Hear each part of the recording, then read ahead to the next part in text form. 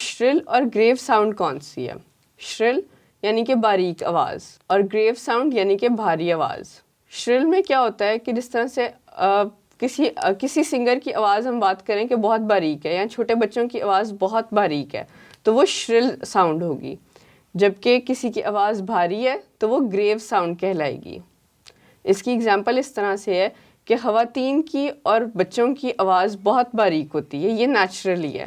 ان کی آواز کی پچ شرل ہوتی ہے، یعنی کہ ہائی پچ پہ وہ بات کرتی ہیں. اسی طرح سے جینٹس کی آواز بھاری ہوتی ہے، ان کی آواز گریو ہوتی ہے اور ان کی آواز کی پچ لوور ہوتی ہے ایز کمپیئر ٹو فیمیلس.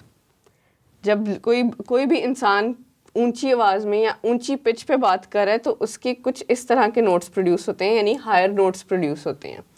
اس سے کیا ہوتا ہے کہ آواز باریک ہوتی ہے، اس کی پچ زیادہ اونچائی تک جاتی ہے یا زیادہ ہائر نوٹس پہ جاتی ہے.